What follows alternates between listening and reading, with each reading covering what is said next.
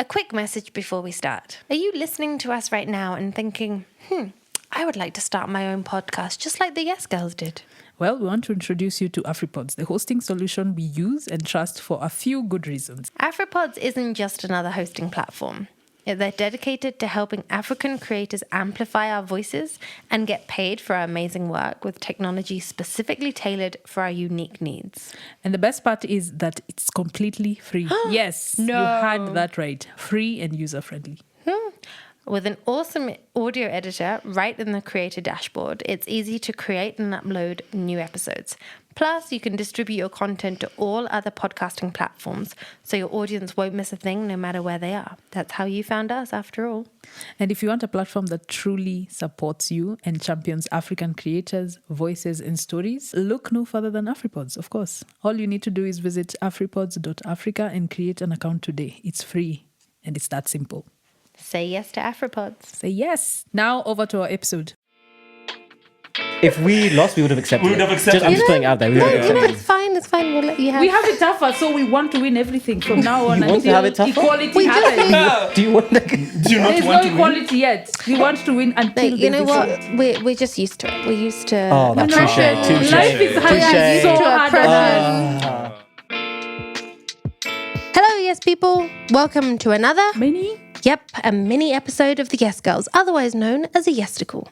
We like to call these mini episodes yesticles, mostly because it sounds naughty, but also because it sounds a bit like a listicle or something small, short and sweet, and like a teaser for what to come. These episodes come in between seasons of the Yes Girls and might be to look back on the season or episode just gone, give some additional background on the podcast or on some of the things that we or you have said yes to. And this is a season 6 yesticle, meaning it's coming after season 6 and before season 7. And these episodes are just a little unscripted. They allow us to go off script a bit with us and our guests. Yeah, and we can let loose a bit. And today we are taking that very literally. For the next few minutes, we are throwing the script out, sort of. And we are inviting into our studio some people who are, I think, yes people, right? Always. Always. It better be. But they are also men. Shock, horror. They're not girls. So they say yes, but they are men. And they talk. And they don't just say yes. Claire, you need to get to the point. Okay. So today, we are inviting you all, yes people, to join us in the great gender debate. Men versus women / girls. And who better to engage in this than us, me, Akumu, Me, Claire. and... Oscar. Mwenda. So together we are Yes Girls Podcast and... Mantalk.ke, baby. Let's go.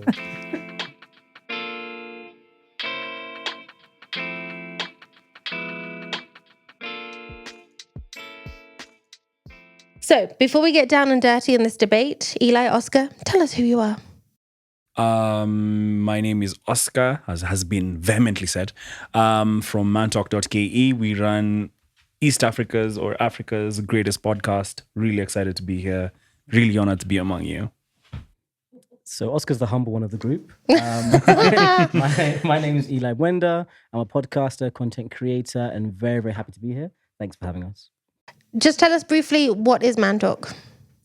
So Mantalk is a podcast about bringing society together through healthy, honest, and it's about honest and elevating conversations. So that's what we're about.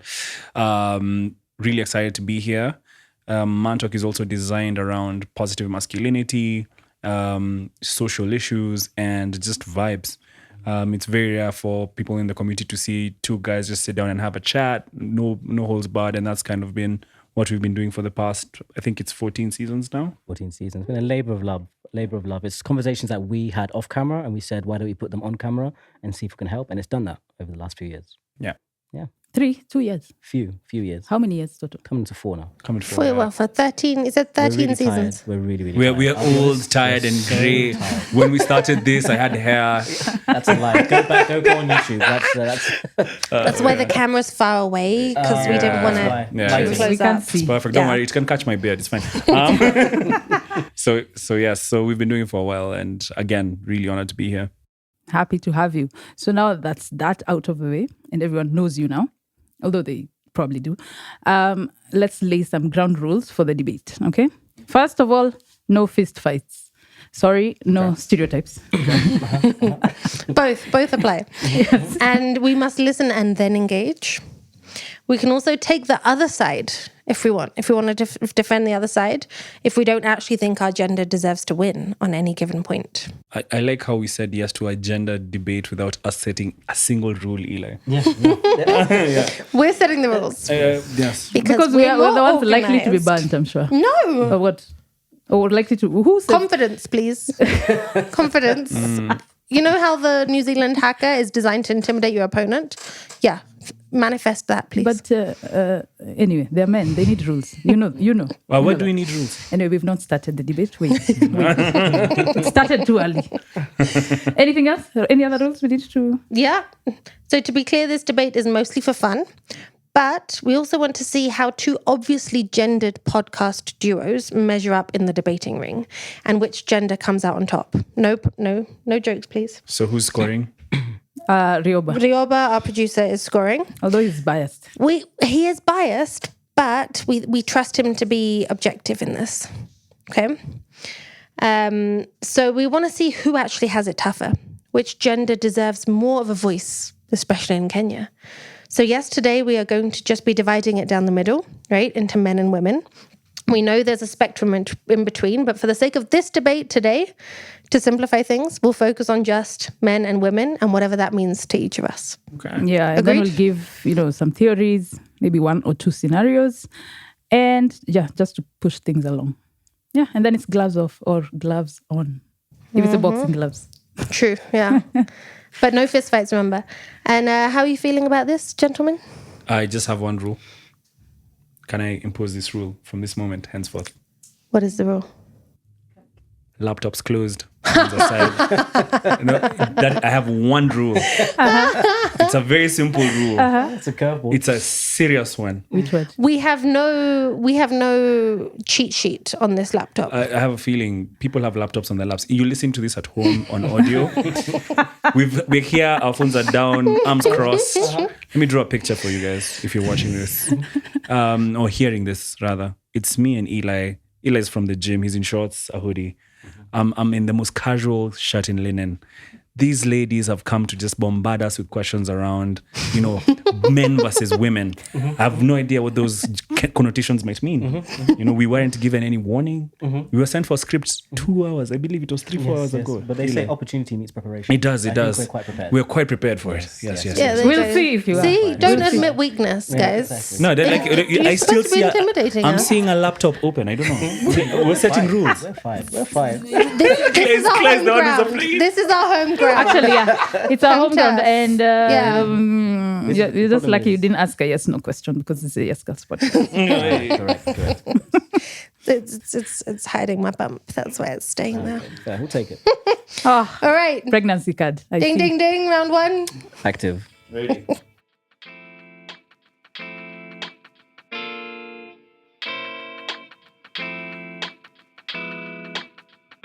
So, like all great debates, you have to start with a positioning, right? So what is your positioning?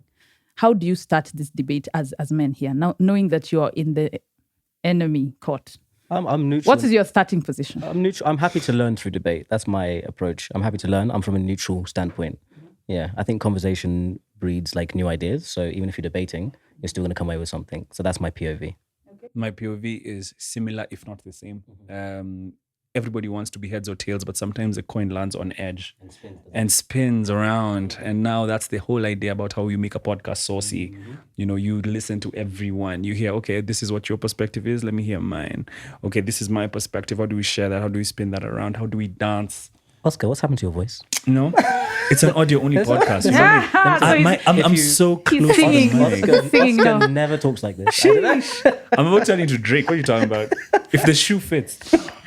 Oh, so now if they can't see you, you speak different. Interesting. Radio voice activated. You know what I mean? People look seriously. It's a debate voice. You know what I mean? Debate. So that's your position. That is my position. Your middle coin. Yes, there it is. Love it. Love Okay. it. And Claire, Okay. what's our position? What are you Well, I starting with? mean, now, if we have a position, now we sound petty, right? There it is. And that's what they'll start with. This is what, exactly. So was a now mistake. they've been very clever, but I think one thing that we want to just put forth, or one thing that we're quite passionate about, is focusing on kind of that emotional, invisible burden that women carry. Not to say men don't have one as well, but just like I would like us to put that forth and just explain it and say how that can influence a woman's day-to-day, the expectations on her, the pressures on her. Not every woman. And yeah, this is from childhood even, right? Through to old age, being a grandma or a old lady with cats. So we'll posit that this is the heaviest burden that anyone can carry across both genders, right? That emotional burden.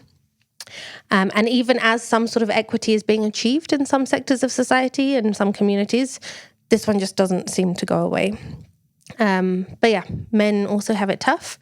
But I'm interested to hear your perspective. Absolutely. Shall I counter that, Eli? I believe You're welcome to counter. I had an emotional burden, which again, it seems a little bit fallacious to say. That men also do not carry a similar invisible emotional burden that has even been perpetuated by forces that are beyond our own reckoning. You see, I think women have been prepared somewhat in some ways by both traditional and modern society for certain burdens, but men have been taught not to prepare for them in any way. So whenever we get hit by any emotional waves or any ups and downs in life, we tend to overreact. If you look at suicide attempts and the success rate of suicide attempts, men have a higher success rate when it comes to suicide. So whenever they try, we get the job done. Sadly. Yeah. Because, that sense of finality kind of is also a weight on our own like mental health and stuff. And that was one of the reasons behind Mantalk. In fact, the beginning for us was a report in 2019 that came out that young men and boys had actually overtaken young women and girls when it comes to taking their own lives because of economic pressures. Now we're in a situation where it's even worse than 2019, isn't it?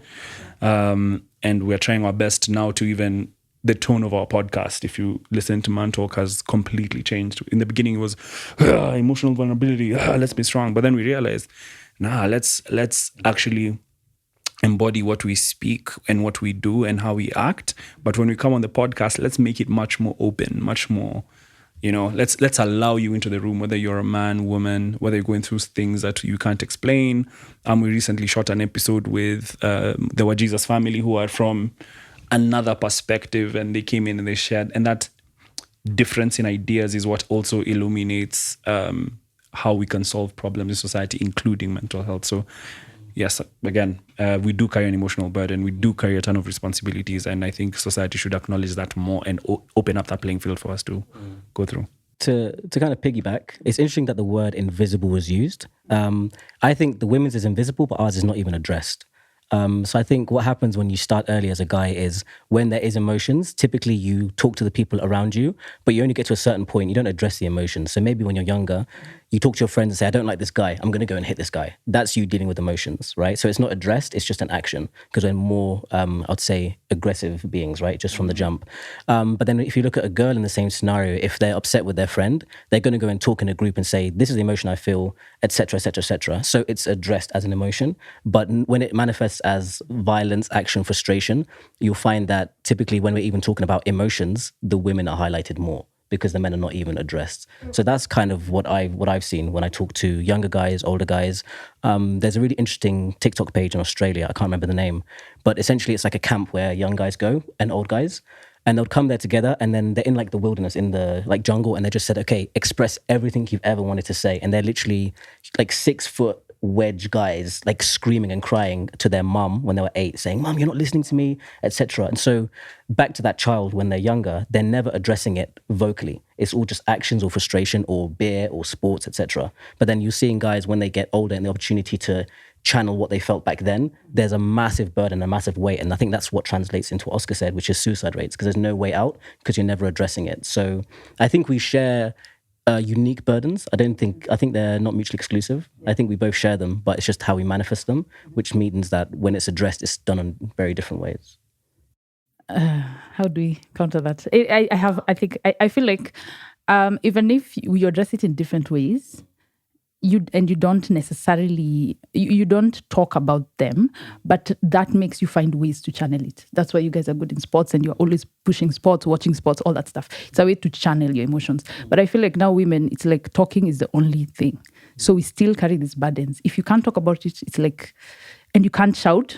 Now as women, our burden is you can't show the stuff. Like you can't show it. So there are lots of stuff we hold around because we are not allowed to shout at someone. We're not allowed to punch a wall, So that's the burden. What do you think is the best way to expel those emotions?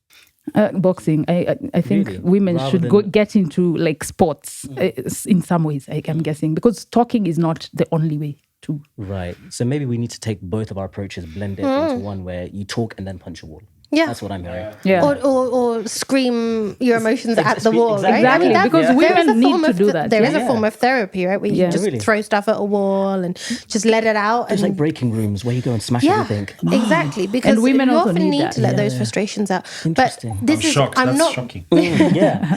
and I'm going to not agree. I'm going to say that you've opened my eyes there with that very first point you made, how the burden that a man has to carry, he's not been prepared for that. And that is, I'm not going to say that makes it easier or harder or anything, no judgment, but just it's very true that as women, we are kind of conditioned to carry that emotional burden. We know that when we are older, we will probably be running the household, right? We'll have to be thinking, what's everyone going to eat tonight?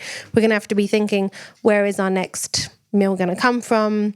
Really? Which school is my kid going to go to? Just preempting all these things, right? I mean, not every woman, but if a woman follows the typical pattern of getting married, having children, becoming a mother, becoming a woman of a household, that's typically expected, right? And she's, to a certain extent, conditioned to do that. Yeah. I think Right? Whereas a yeah. man is not necessarily told about that, the emotional side of things, or even the burden that they'll have to carry. It's just you suck it up and you deal with it, which is very important because then, you just bottle it up. You're not allowed to talk about it. You're not allowed to complain.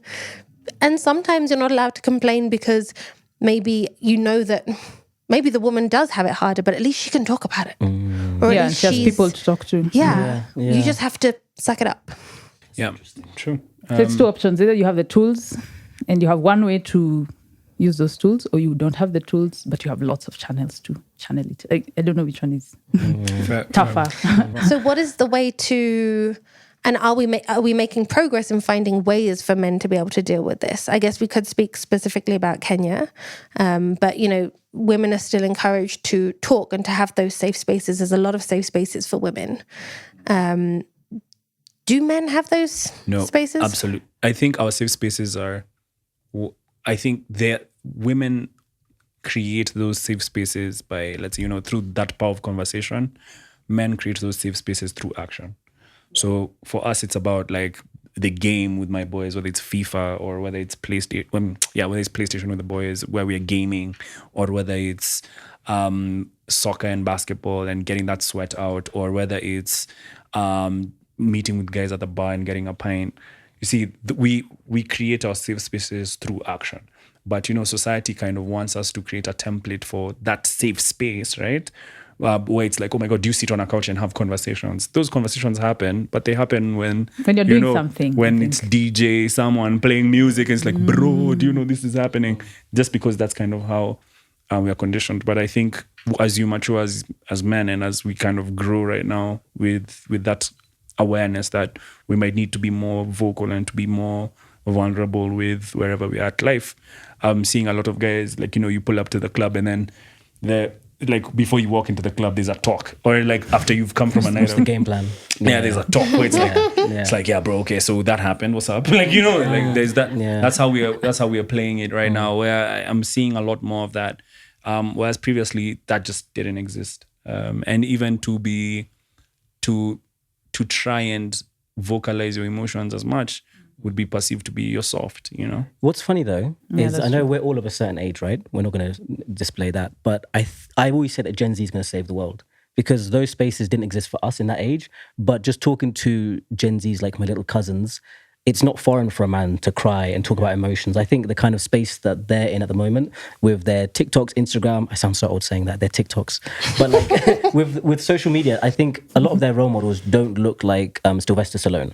right? Yes, they don't they're look like Arnold Schwarzenegger. So I think for a lot of them, they look up to guys that can have conversations like we do. So the template of a man is very different for the next generation. I just think that sometimes we're blinded to it because our reality is what we grew up seeing. True. Yeah. But actually, they're very different. 100%, I feel like even yeah. when you meet just, a 20-year-old man right now, I think Rioba can attest to this.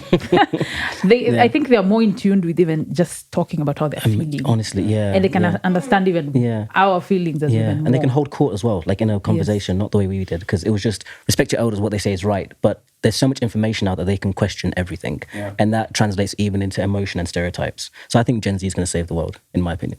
We have millennials feels too. Oh yeah, there's alphas as well. Goodness me. Jeez. But they're babies. Can they even talk? Alphas is under 17, right? I think so. Yeah. Yeah. They're coming for us. Is there Gen Alpha on set today? You never know. No, they might just be. Hello. These are Gen Zs, I'm guessing. So I'm wondering, and this is kind of positioning the two podcasts against each other in a way, because you mentioned two men sitting on a sofa talking, right? It's not really that common unless they're, talking about science maybe, or like politics, right? Debating. But being vulnerable, what's that look on your face? What's that look, Rioba? You're not allowed to react like that to something I say.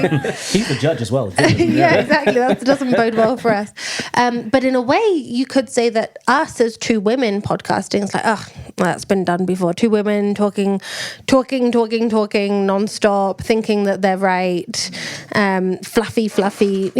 So in a way, you could say we have it tougher because people just say, oh, of course, yes, and then yes, we girls, just happen to it's because just for girls. Yes, girls. It just sounds.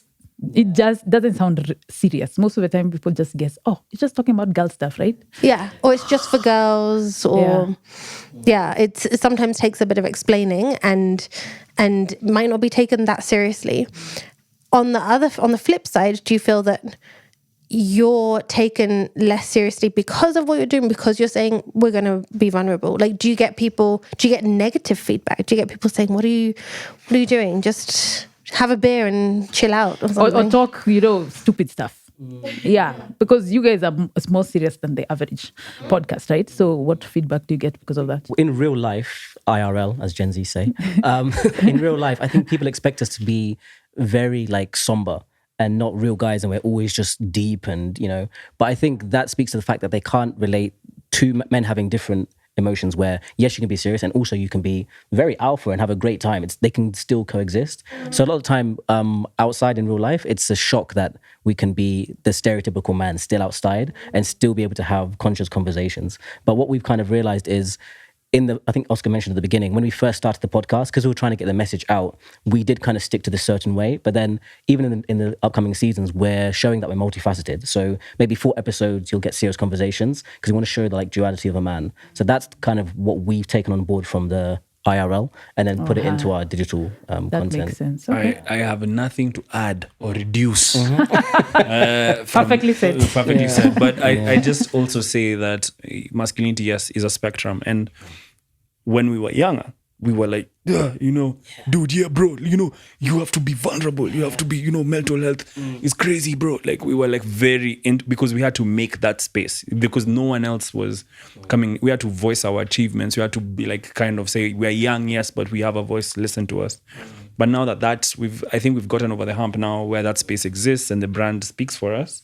We're now in a space where it's let's shoot a vlog, let's have fun, let's now start to express the reality IRL of what it really is to be a guy. And, let's sit on a podcast like we recently did. We dropped our latest episode. I don't know when this one drops, but as of shooting, we were talking about green flags among women. And I was like, I love women with white toenails. What? Yeah. It's a serious podcast. Yeah. But talk about therapy. But it's we've done that. We've done it for 14 seasons. Now it's about actually enjoying who we are and kind of our relationship as bros and showing you that. Mm-hmm. Yeah, so you've done that positioning like we did at the beginning of the debate, right? You say your position this is what we're saying is different about us, but also there's a whole lot more. Yes, we are a spectrum. Yeah. That's where men struggle as well, because you'll see a 6'5" guy that's a rugby player. He feels like he can't act a certain way. He has to stick in this box. That's what we're trying to dispel. Because people assume exactly that men are just one font. Ours is not even. No, us we are fighting against now the We want to be taken seriously. Now, ours is different because people assume, oh, two women, you're obviously talking about relationships. And you're like, no, we are not. Yeah. We could, but we are not. Yeah. I think that's a really hard thing to do. To be honest, like even from our perspective, I think I'd see the struggle. It would be particularly hard to push a serious agenda in a market that labels you as one thing. Yeah. So we are still fighting. On a business level, when we shot a season in London, right? And then one of the producers said to us, like, dude, there's such a gap in the market. And then me and Oscar said, okay, if we were a woman's podcast and we'll talk about emotions, he would never say that there's a gap in the market. Yeah. Do you see what I mean? So you feel Actually, it's saturated. Exactly. Yeah, you feel like it's a saturated market. Yeah. So I can see the frustration. Yeah, absolutely. Yeah, and when you look at who was it, Doris from Summer Box, who came to was it Doris? Yes, the top podcasts in the world are white men, right? So you do get, it's more men who are podcasting, but it's more the bigger one. The bigger ones are men. Yes. are the ones who are unfortunately white and male. But that's a demographic. Someone like Joe Rogan, right, or someone like the Nalk Boys. You have to understand that in America, that's a demographic consideration in terms of there's a rebellious nature which exists within like the American cultural zeitgeist. For example, biggest female podcast is Alex Cooper. Is it Alex Cooper? I think so. Yeah, Call Me Daddy. Yeah, Call Me Daddy is the biggest podcast for women, right? The reason why it's so provocative is she also falls within certain, social stereotypes. Yeah, and what's she talking about? And what she's talking about is relationships. And how does she appeal to everybody? She says, listen, I'm a rebellious young woman who doesn't care about what I say. And yes, it gets her the views because she falls within that stereotype. Now, for us as Mantalk, we also realize, like, as two Black African men, you plugged in, you expect to hear certain accents, and then you hear, and then you hear, good afternoon, guys. Yeah. And then you hear Eli. Welcome back to Mantalk. And then you hear me say Meru, but you're not hearing, hello, how are you doing? You're waiting for the shrubs. Yeah, you're waiting for it. So, I understand. Yeah, you're hearing big words. You're like, what's going on? But I get it. But my words of encouragement would be, you're 6 seasons in. I think you've made a space. Otherwise, we wouldn't be here. And we have a lot of respect for your work. Thank you. Amen. We're still debating, but thank you. Oh, yes. We're still on opposite sides. I think that's two. This does not mean you've won. That's a clever way to win this argument. They're getting into our heads.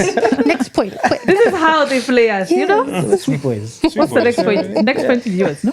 Oh, yes. I have a good point. As you can see, her belly. That's one thing that men cannot do, even if you wanted to, right? Can't we be win. That's. I mean, I'm sorry to call it a burden, but it is a burden you have to carry. Like, literally, I can't choose as a Koome Fiona, and sometimes I feel like I don't want kids, but my body, I have the tools, So it's a burden we have to carry. Beat that.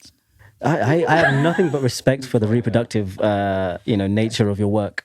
But can we just add a little disclaimer here that we actually recently did an episode with a motherhood podcaster who you probably know, Mama Tales. And one of the points that she really wanted to drive home was that fatherhood also needs to have a space, because she feels that men are often either overlooked or kind of pushed aside and don't know what role to play, especially in like the birthing process, which was a very interesting perspective. Again, she opened our eyes to that. So we know that there's a lot of dynamics there in parenting.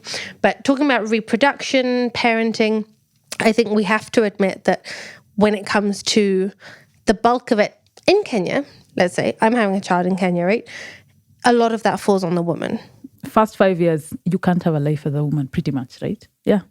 But the man's life continues, kind of. Yeah. It can easily continue the same way it was. So yeah, we're interested to hear how you'll counter that. We're not going to say much. That's just our positioning. Eli, I think you and I have the same mind. There is absolutely no counter for that. That's the ace card, isn't it? She produced it once in the middle of the episode and she's produced it again.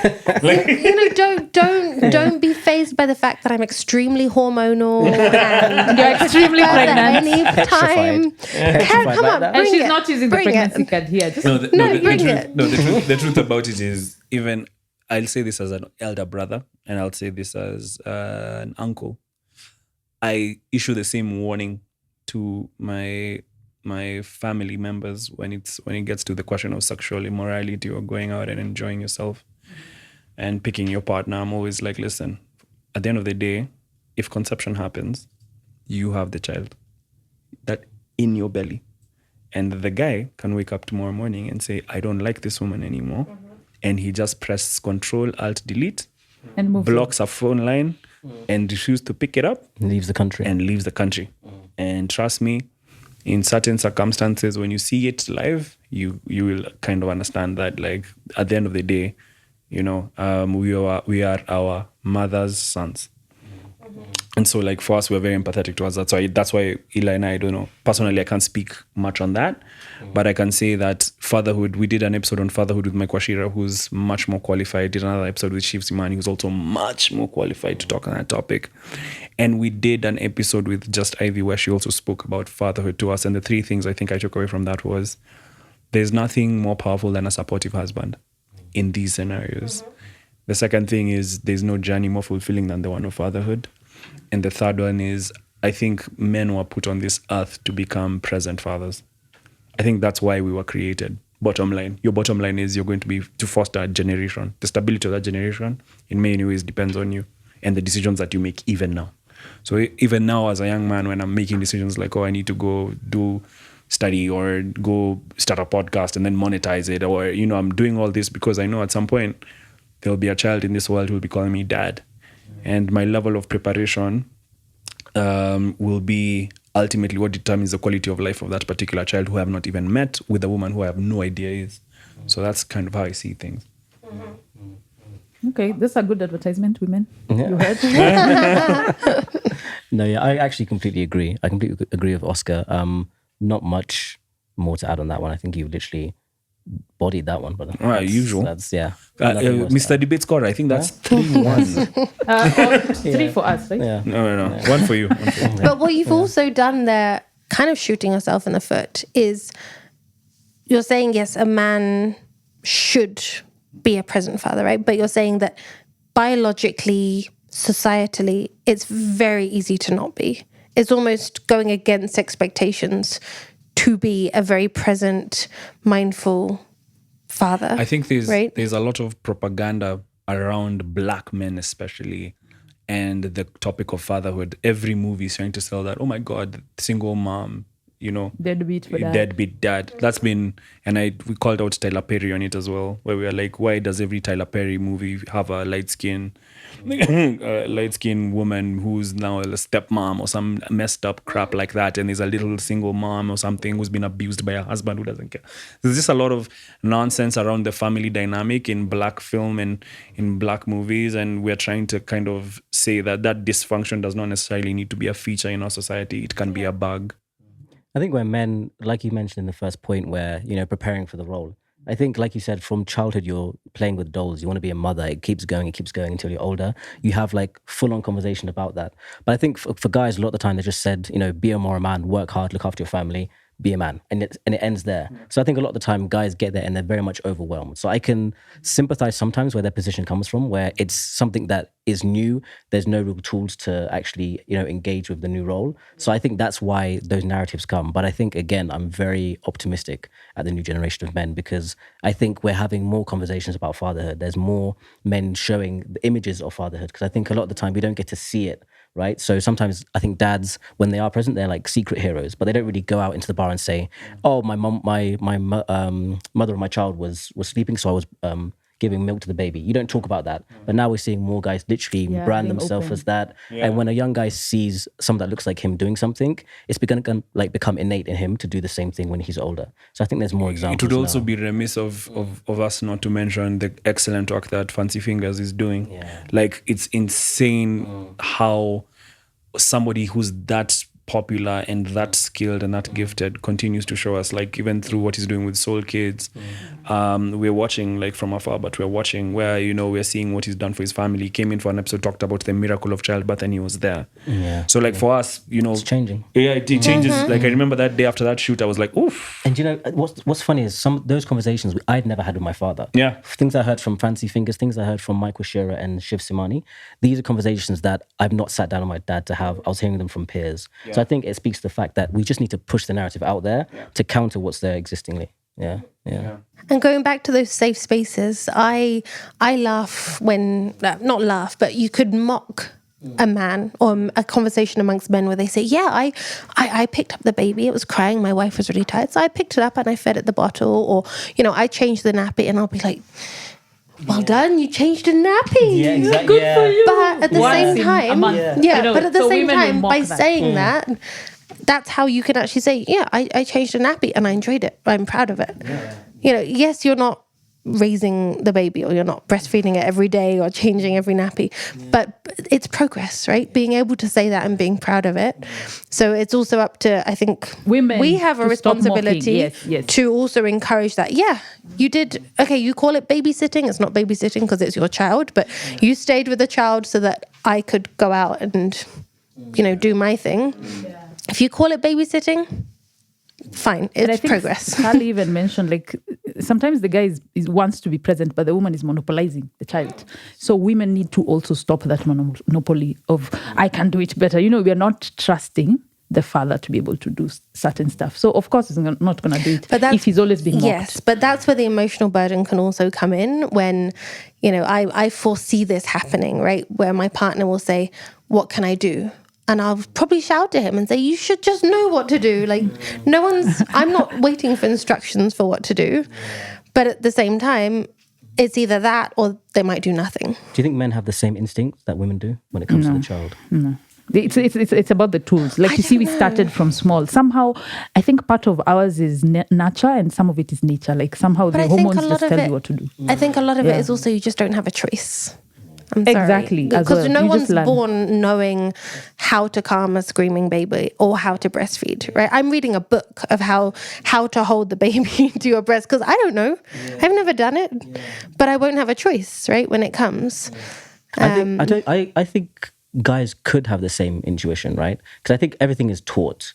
Yes. You know what I mean? Because if you see those videos, not to make it satire, but when you see videos of dads doing dad saves, I think I thought about the same thing. That's crazy. It's we don't have equal roles, we have different roles. So I think a guy's intuition would be, I need to protect, but then he just needs to work on the nurture bit, right? Yes. And then make space for it on the woman's side that he can actually fulfill that role together with you. So I think guys do have it in them, but it's never channeled. So it's a very raw it's much more primal. Display. It's a very primal instinct where it's there's a baby and there's a wife, and I want to make sure that the gate is closed. It's those little things, and that translates. I want to make sure working harder. I've baby proofed the house. It's those little things where it's oh, by the way, has she eaten? Is she okay? Is there somebody taking care of her? Do I know where she is? It's a much more different instinct. And maybe we might say it's not a maternal instinct, but trust me, it's an instinct. You try and threaten a man when he's with his kids, find out. You'll find something very different, Actually, that thing of circumstance, I've met someone who said, because he had baby mamas who are really irresponsible. So he learned, like you said. He didn't have a choice. He just became the primary caregiver. The way you're saying, he just forced himself to learn. That he was naturally the one who the kids were gravitating to, and he was doing much better. So there are lots of situations where the mother is crap. So the father has to learn. So I think it's learnable. But there are some things for women that is just intuitive. A few things. There might be things that will come more naturally also because you've carried that child for 9 months. So you've got that physical connection, right? But I think that even asking your peers, like what you said was really important about asking your peers. Ask a man friend, how do you cope with the long nights, or what do you find is the best way to play with your baby when it's this, I don't want to break it. Whatever questions it is, you don't have to ask the mother of your child, whether they're your partner or not. You can also research it, right? We, as women, we ask other women. We read, we'll research. Like I said, I've read a whole book. I don't remember any of it. And it all went in one ear, out the other, but I've read it, right? I'm doing something to feel like I'm preparing myself. And I tell my partner, oh, here, I've bookmarked a chapter for you. He's like, can I find it on YouTube? So I'm like, okay, he needs YouTube videos, not a book. Okay. But also I'm like, you need a support person too. I actually got that from Sally, who said, the dad also needs a support person. So I said, right, when I'm giving birth, you'll need someone with you. Someone who's got your back. Someone who's there for you. Whether they're a father or not, they'll be there for you, not for me. I've never even thought about having support. Because it's because you will need him to be your strength. So he needs to get strength somewhere. Person. So he'll need someone. Whether it's his mom, a brother, or a friend. Yeah, because otherwise the man's kind of alone and also has to carry a burden and has no role, so to speak, right? They can't do the pushing. They can't take over from you. Okay, so the next part of the debate, we have another. There's a motherhood thing. The next one is we have it tougher by default. Why? Because why do we have gender, the feminism movement? Why do we have, that whole movement is happening because we already had it tougher. So that should literally I should drop the mic right now. We are ending the whole, centuries of patriarchy because we have had it tougher for centuries. What is patriarchy? But let's give them some time to prepare their answers, and we'll take a quick break.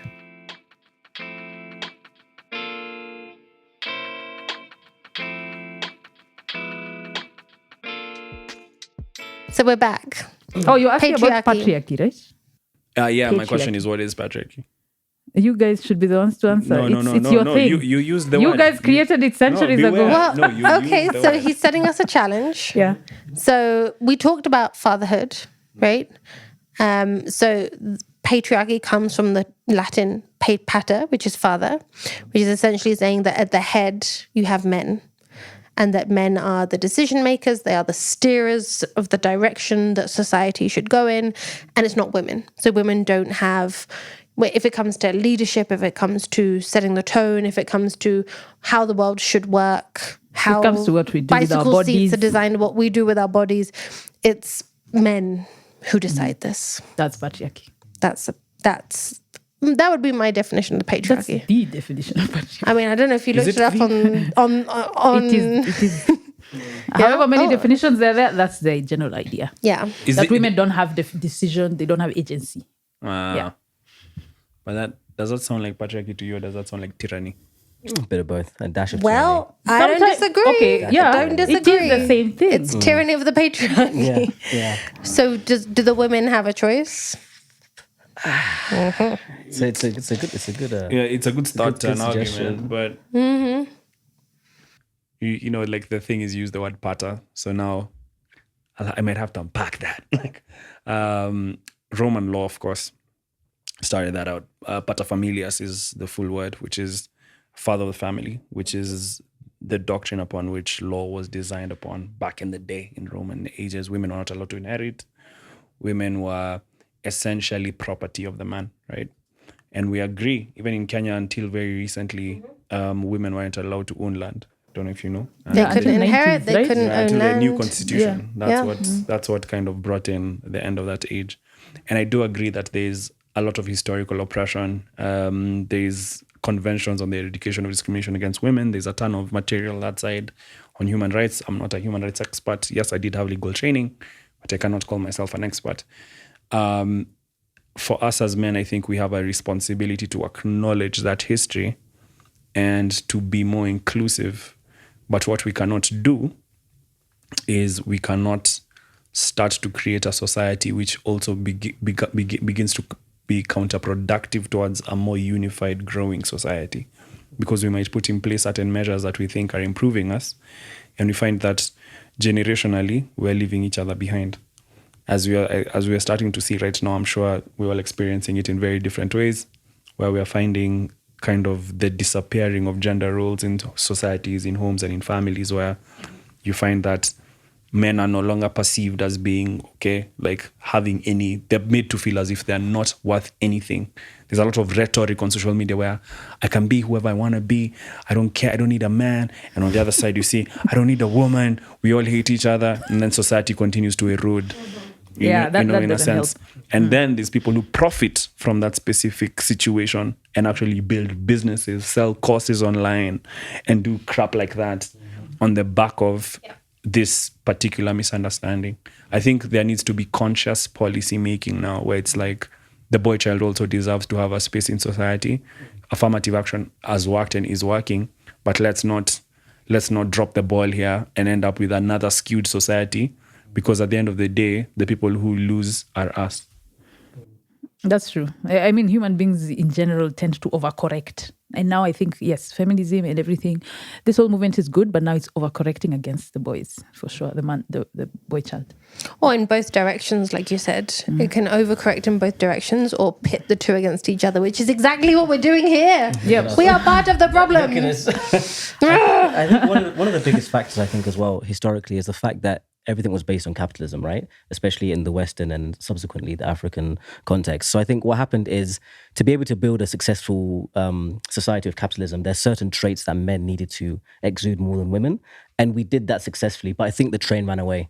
And then it kind of went too far where women were excluded. But I think what happened when capitalism was successful and we started to breed more like innovation, technology, it evened the playing field. So I think we've come to a time where the tech and where we are in society means that we don't need those traits. We don't need CEOs to be a certain way because there's less monopoly. So less monopoly means more equality. So I think that's why we're seeing a shift. I think it was all based on just the way we built society when it came to money, trade, etc. And there was a role to play for men. And also remember that back in the day, it was like everything outside of this fire. If we light a fire right now, everything outside of the fire is death and wilderness, right? So there had to be somebody who has to be dispensable enough to enter. Women were the reason why back then in the ancient times, women were so, I'd say, or treated as like property of the man, is because at the end of the day, women were to be protected because for one woman can produce 10 men, but one man might not be able to produce another 10 men. So you have to protect your progeny. You have to protect them. The first thing a king would do when he conquers the land is what? Kill all of the men and keep the women. You understand? And marry them. And then now turn them into their society. So, those are the little nuances that we kind of forget to mention when we're talking about the historical development of rights, right? And right now where we are, equality has happened, and there's a lot of it that's going on. There's a lot of focus on gender equality. I think there's still a lot left to be done, especially in Kenya.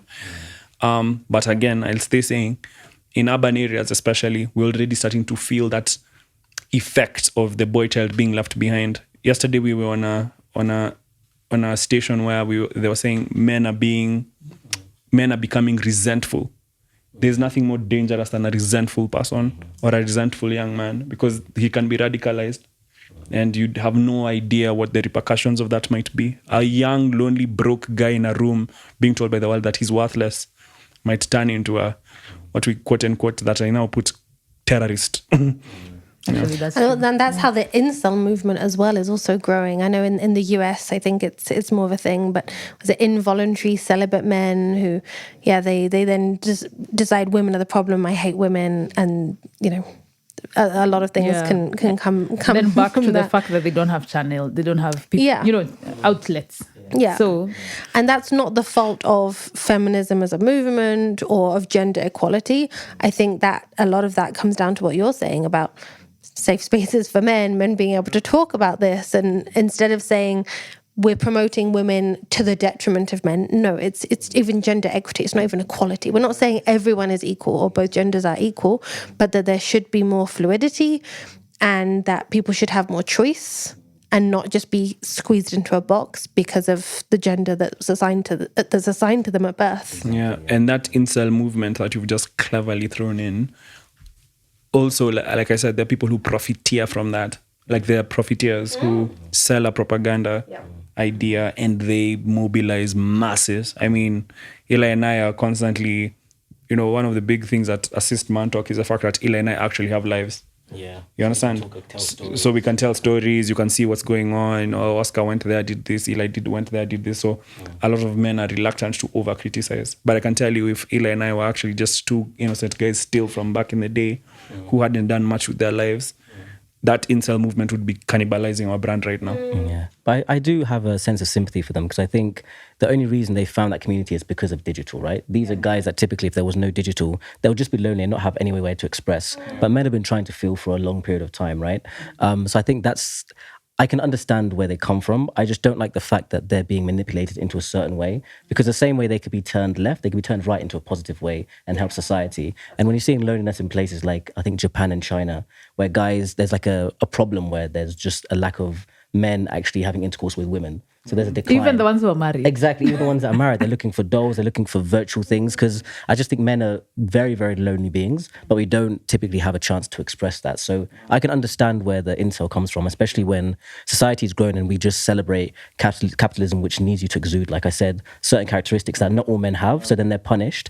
And then they're also templated as the guys that are doing the oppression. So they don't know where to stand. Because I look like that CEO, I'm going to be treated in a certain way. But actually, I'm a softer guy. But there's no place for me in society for me to be valued. So that's how they're recruited. So I can sympathize. Another really interesting phenomenon that's also happened outside of that is the hypersexualization of successful men. So damn it, I feel it every day. That's a thing. That's a the thing for real. hypersexualization Explain. of men who've attained some level of success. You see, it's always been natural for more successful men to have more access in the dating pool and to, kind of have their pick of the litter. But now with social media and like that propaganda tool that's being used like to balkanize men against women, what ends up happening is women start to say, like, I only want this particular type of guy. Break down the tall girl theory, brother. Yeah, the Break tall it down, guy. break Yeah, it down, do you want me break it down, to? break it So, down. Rich, Break it down. tall. And they're like 10% of society, right? Even less. So less. the tall girl theory that Yeah, Eli okay. has emphasized, I should use, insisted, Preach on it. is that a tall girl like Madame Fiona will always say, I want to date a guy who's taller than me. I don't By necessarily. the way, it's a serious thing. Do you want to stoop down? There you see now, there it is. You see that? But it's more metaphorical. There than is that. more metaphorical Yeah, because yeah. economically, socially, even I'd say mindset-wise, exposure-wise, from an academic level, women will always pick men who are taller than them. So the tall men get the 4-foot women, the 5-foot women, the 6-foot women. But the short man will only have to deal with the 4-foot woman as well. So they go online. So they go online and then they get told, problem isn't you, it's Fiona's choices. Yeah, she's 6 foot. it's a No, problem. actually, the Yeah. problem, which it's a joke, people, it's a joke, but I always tell my short friends, can you just take the short ones so that you leave the tall ones first? Yeah, you see, yeah. Yeah, it manifests in We can't all like the manifests same in- guy. It manifests in Exactly. real life because at the She end of the just day, said like the same guy. Yeah. And that's the problem. Everyone That's the problem. wants That's the that problem. one. And then Exactly. what happens, the tall guy now preaches to the shorter guys that the problem is the women, but he's still benefiting because he's still getting the wealth from the short The guys. short The guys. irony is not Yeah, Of course, so- he's blaming us, but Yeah. Exactly. he's And playing into it. Yeah, he They plays play into into it. it, yeah. So there's that. And then there's also this other thing called the golden penis theory, which Ila has not heard of. You heard that one before? I haven't preached. Yes. So men who've educated themselves to postgrad level have access to the entire dating pool. Whereas when women do the same thing, they also refuse. Like they also say, I'm only dating a man who's as educated as I am. And the pool is now even Exactly. less. So he has a golden penis in a sense because he smashes everybody. Damn, I can concur. Crazy. Yeah. But master's graduate, I don't know. But it's the same. I can concur. It's the same theory. What you're saying, right? Yeah. Whether it's tall, rich, Yeah, it's the same thing. educated. Now imagine if you're a guy with all those Yeah. things. And You then can get anyone you ever want. And then I'll even increase it. I'll even take it a step further. How does that look in economics? Postgraduate students have a higher propensity to marry each other and consolidate wealth. The biggest contributor to income inequality globally is marriage, because The rich marry the the rich rich. marry the rich. The rich marry the rich, yeah. So they consolidate wealth, and so it just goes up. But that to was the that reason for marriage anyway as an institution, right? I don't know. I'm not sure about To that. consolidate wealth, right? Or protect it They even. introduced it just so that rich families can keep wealth Yes. wherever they want it to be. That Yeah. was the definition of marriage. I haven't origin done, of marriage. My research hasn't gone that far, but the knowledge around these three things and how they stack, that much is for me. I've seen is a little bit clear. Where it's these articles that have actually been written. And then I don't want to go. Let's not go too far down this, but just raise it as an issue as well. As a woman, we're usually taught find a man who can provide for you. Right? I always rejected that. I was like, I can provide for myself. So I fell into the opposite trap of going out with men where I was the main provider. Or I was I been earned there. more, I was I've more been there successful, too, right? yes. So I was proud. I was like, I'm calling the shots. But that also... Did you do that in Kenya or in UK? That's an interesting thing because there's a difference. Again, let's not go down, go too far down this road. But I think, West London crossing. But there's interestingly, it's expected that the man should be the main breadwinner, right? And it's even ended a relationship for me where I was the main breadwinner and the man couldn't accept it. Yeah, because and then the opposite where I ended it and they're like, no, but now what do I do? You're providing for me. Now I'm left with nothing. I'm cartoonizing a bit. Because in that situation, I've been in such situations just dating where you are doing things because you're like, I can do it. And then you realize, I've even seen it in my family where if the woman is earning more, she's trying to redeem her light to save this man's ego. Because there are repercussions when you don't save his ego or hold his ego in a certain way. So those are the things we have to deal with, especially as a woman who's now, you're earning a lot. You still have to keep your femininity and, you're I don't know, you're trying to have him provide because they say a man wants to provide because he feels better providing. Interesting. But then also, we're also taught that you should, like you say, you marry someone at a similar socioeconomic level to you so that you probably share the same values, so that you'll probably have similar lifestyles, and there's not going to be that imbalance of one profiting from the other or just marrying for that lifestyle, right? Which, like I said, definitely happens across both genders, right? But I think it's more and more common now that the woman can be the main earner. She can be more successful. Yeah, I don't know the data, but I still don't think that's the overall narrative though. I still think a lot of the time women are dating up. I think it's a small percentage. Yeah, just purely because of I think number-wise, it's not possible because now that, especially millennials, the people my age, we have been over-empowered to the point where most of my friends are earning way more than anyone they could ever date, and most of the people they're looking for, those men are not looking for them.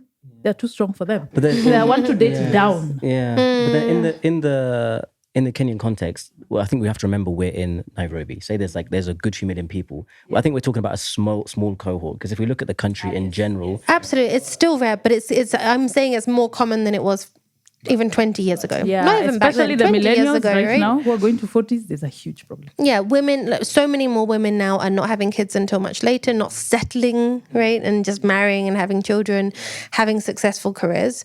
And so, yeah, the pool is smaller because, as you say, maybe the successful men don't necessarily want someone who's those successful women are looking at the 20-year-olds. You are too old for him either way. So you're fighting with Gen Zs. Like, this guy you're looking for has way younger people to look at. It's such a challenge. Yeah, it's Mr. 6'1". Yeah. He's looking all the way down. But yeah, if we go too far down that, then we will have to do another yesticle, and then it would be holding a pair of yesticles in our hands. So one final one. This is a scenario. This could be taken on a light note or on a serious note. Imagine this scenario. What would the world look like without the opposite gender in it? What would that look like? Bleak. Maybe Lady Asia. Bleak, Sodom and Gomorrah. It's nowhere. I think Sodom and Gomorrah had people. Like, no people in Sodom that's and the Gomorrah. thing, It would be an empty cabinet. I think ultimately we need hopeless existence. Goodness, no, please keep going. This has touched you clearly. Black hole. You're looking for all the metaphors possible. My gosh, are you okay? Desert wind. This is really Gosh, okay, I've really, No women in the sorry. world. But it's okay, it's not happening. We're here. Oh, I'm horrified. Back in the room. You took him to a dark space. Yeah. Are we back? You're back in the room? Yeah, that's sad. No, I think ultimately we need each other, man. Like we need each other. I don't think there's any society that can exist with both. I think one of the things I loved when Obama came to Kenya and he was doing a speech at Bomas and he was like, you can never imagine a society where it's not 50-50 because you can't ignore and expect your society to thrive. So I don't think in any, as much as we try to, prop one gender up while the other one's waiting, sometimes you think that you can't raise both of them at the same time. But I think to ignore one, it's going to be an impossible situation for any society. You can't play this. You can't play the sport without half the team. Exactly. Yeah, it is. That's actually the quote he said. You can't play a sport without half the team. I think all our differences just mesh well together. What men are weak in, women are strong in. What women are weak in, men are strong in. So it just works together. Yeah, and that's why we made Mantalk. So Fiona, what are you strong in? I'd like to know for personal reasons. Weights. I do heavy metal 3 times a week. That's what I'm strong in. She's not talking about music here. She's not She's not talking about music. It's not Linkin Park. You know what I'm ashamed to say? When I was asked this question, or when this was kind of posited as a theory, imagine like for a night or for a day, there were no men. And I was like, oh my God, I would just go outside. I wouldn't be scared. I wouldn't be worried. I'd wear whatever the heck I want. I would go running in a sports bra. I know that sounds That would be petty. cool. I know that sounds I get petty, that. but I I get would it do though. it and I wouldn't even think twice about it. I get Like, it. that sounds really nice. Yeah. Just for a I day. love it. Just No, for a I day. think for a day, I get it because Okay. I've had my sister tell me things that just blew me away. Like the things you have to think about. Yeah. I don't have a opposite card. So we because- win the debate because we are the only gender The question who was- would be happy to imagine you guys gone. No, the No, question that was- doesn't and then sound she said- good. she That said- doesn't sound good. She said in general, then she said for one day. No, exactly. One day. We for can't. Exactly. You Just guys have for a not day. imagined. But Yeah. imagine us as guys for one day, no chicks. They off the We'll face just, of the earth. we'll You just, guys can't survive. Let me tell you, We'll just imagine the party. amount of football. we'll just be doing Yeah, just World Cup. rugby, We football. shorten it to 1 week. There'll be no The nothing. will be- NBA simultaneously. There'll be no coasters. No, none. Not one coaster used. The Not a single debauchery coaster. that The will happen. alcohol age There would be will football drop. and no Yeah. coasters. Marijuana will be legalized. Violence, driving like crazy. Rambo. Honestly, what a time to be alive. Oh, what a time. But just one day. Just please. one day. So I Yeah, think we if should have the men only day, and then we'd need the women only day to we- clean up. Yeah, can we have a weekend, please? Can we have a And weekend? can that we can have One Formula day. One in it. Exactly, And yeah. the NBA. And a And- World Cup and a World Cup and final. Premier And a League is UFC on. fight. Imagine a World Cup final. And Premier League is on. NBA final, a final for every sport. Come on, And what you have pick we your done? sport, Yeah. and you It starts 8 Go. 8 in the morning. And How do we live the stop next day. this? Right, you start drinking at 6. Yeah. Yeah. 7:30. On our active. day, it's off Premier League. All the sports are off season. No It's okay sports. because we're That would be tired. perfect. We're Off tired. season. We'll play the sports in our underwear Naked. because we can. Will there be You know, beach volleyball? imagine. That's You know, my you know, first you know, question. there was that question. Imagine if women were not in the world for a day. I remember that day. It was the World Cup final. I was alive and well that day. Ryoba remembers that day. Not a woman in sight. All of them were told, go to your room. It's okay. It's okay. All right, so Ryoba, the time has come now. Don't has forget won? what he said. Who has won in this great gender debate? Who has it You tougher? might need to get closer to a microphone so we can hear you if we're the winners. Otherwise, you can stay there. Otherwise, I stay here. Otherwise, you stay there so that the listeners can't hear you. Michael Jordan. There it is. Women. I'm sorry to say, but it's men. We thought you'd be non-biased. No. The point is whether we have it tougher, not No. any other thing.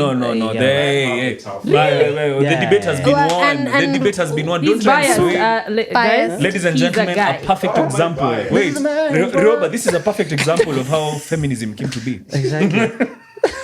If we lost, we would have accepted. We would have accepted Just, I'm it. just putting it out there. We No, would have you know, accepted. it's fine. It's fine. We'll let you have. We have it tougher, so we want to win everything from now on You want to have until it tougher? equality We just happens. need- Do you want to? Do you not There's want no to win? equality yet. We want to win until Like, you know there's what? We're just used to it. We're used to Oh, that's oppression. right. Life is hard. We are used so to hard on us. oppression. We are used to being We're over bigger so than hard. this. Yeah, So exactly. tough. We're It's bigger, terrible. we're bigger than this, Akumu. The We're bigger than this. self-deprecation. This is normal. She has a yes mode hoodie on, but she had to say no. That's wild. That's wild. That's crazy. Is that in the brand guidelines? I don't have no idea. This has been amazing, guys. Though. Thank you so much. I've had It's so been much a fun. huge honor. We've learned a lot. I have to say, I think it turned into less of a debate and more of a learning and discussion, which I really appreciate. Eye-opening. So thank Yeah. you. Yeah, Honored, thank you so honored much. to be. Subscribe to mantalk.ke. We exist. We are here. We're in the Where room. can we find you? You can find us on Spotify, YouTube, Instagram, TikTok. We're everywhere. We're ubiquitous. Kind of like the patriarchy. But hey, Do not start. Which we are dispelling. which brick we're by brick. dispelling. Come on. Brick by Okay, brick. yeah, that's why we are kicking them out right now. Thank you very much, guys.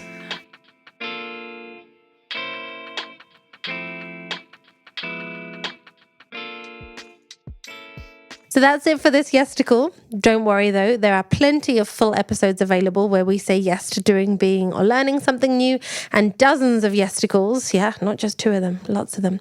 So just scroll down the list and choose an episode or Yesticle that catches your eye. And please do take time to rate us, rate and review. It helps other Yes people discover us and get them to listen to the podcast as well. Yep. And as always, reach out to us on social media if you have an idea for an episode or you want to get involved through sponsorship or collaborations. Our inbox is always open. You'll find us everywhere at Yes Girls Podcast and Mantalk at Mantalk.ke on baby. all digital And Oscar and platforms. Eli, each of you? Mine is ELI Mwenda, MWENDA on all social media platforms as well. Mine is Oscar_D_ you have to underscore the D, Koome. Okay, too many It's underscores. intentional. There's a Patrick. You don't with want people to underscores. find you. So too many underscores.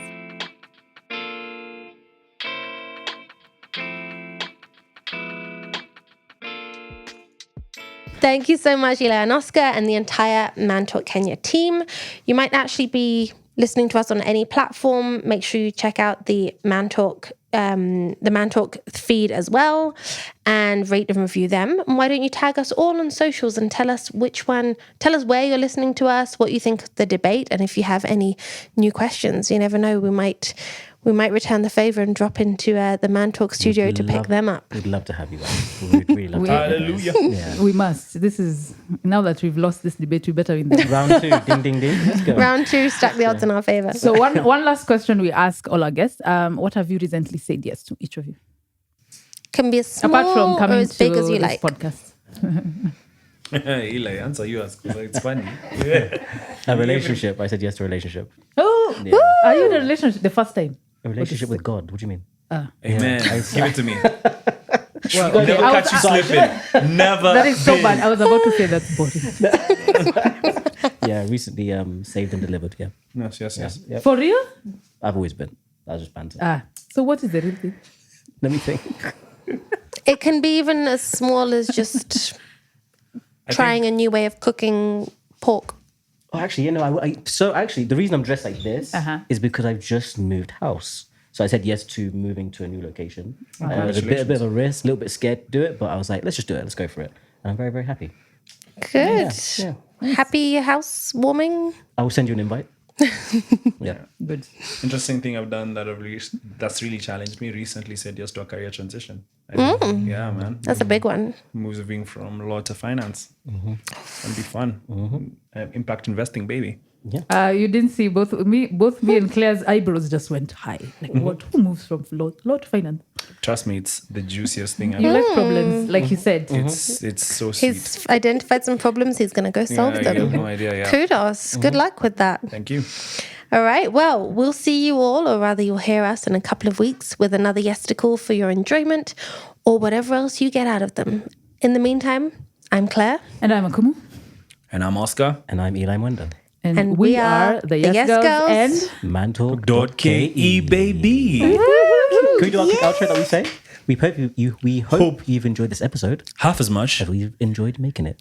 because we Had a ball.